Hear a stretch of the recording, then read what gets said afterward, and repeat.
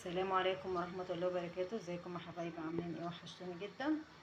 والنهارده راجعه لكم بفيديو جديد، وزي ما انتم شايفين كده هنعمل النهارده العدس ابو جبه. اكله سهله وبسيطه واقتصاديه. تعالوا يلا بقى نشوفوا الجمال ده عملناه ازاي.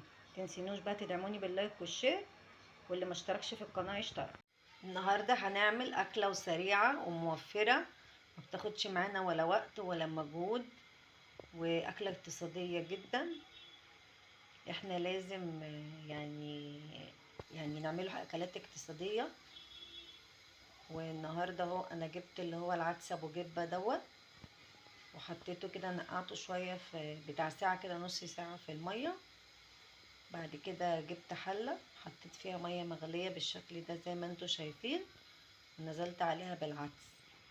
وهنا بقى بعد ما العدس ما اتشرب خالص، الميه بتاعته نشفت كده واتشربت خالص، كنت عندي طماطم كده، كنت في الفريزر كده كنت عاملاها مسبكاها، يعني عاملاها كده بس بتسهل عليا عشان ما بفضلش بقى افضل اعصر وافضل اعمل وكده فايه دي بتسهل عليا ان انا اعمل الاكل بسرعه.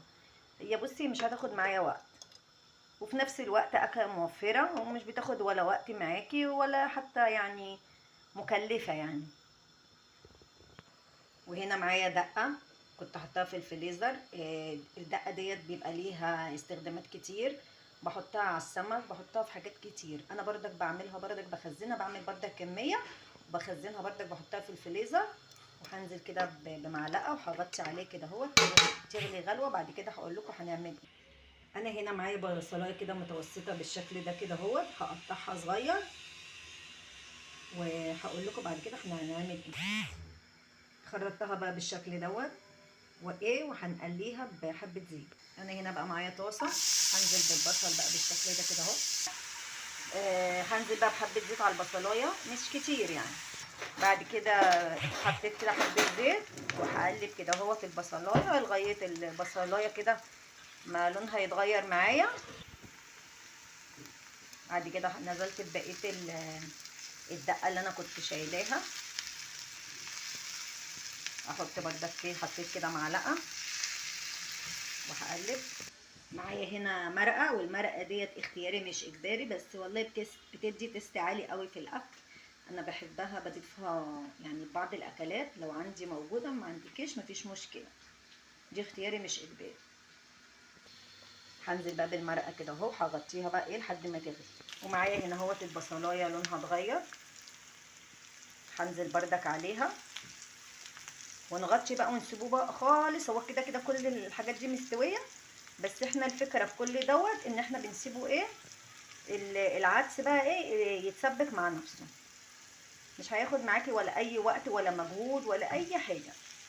ب10 دقايق هتاكلي احلى طبق عدس بجبه، تحفه تحفه تحفه، وريحته مش قادره اقول لك ريحته عامله ازاي. متنسينوش بقى باللايك والشير وتفعلوا زر الجرس عشان يوصل لكم كل جديد. بحبكم في الله. هنا بقى اجيب البصله وانزل بقى كده بالشكل ده كده عليها، واغطيها بقى واسيبها مع نفسها كده. وده كان الفيديو بتاعنا النهارده. العدس فاتح مش غامق. ملحوظه لما تيجي تعملي العدس عشان ما يسودش منك، واربي الغطا ما تقفلهوش خالص عشان البخار بيسوده. وعملت طماطم بالخل والكمون والملح. وعملت طبق سلطه، وعملت طبق بطاطس محمره، ده طبق مخلل. وده كان غدانا النهارده.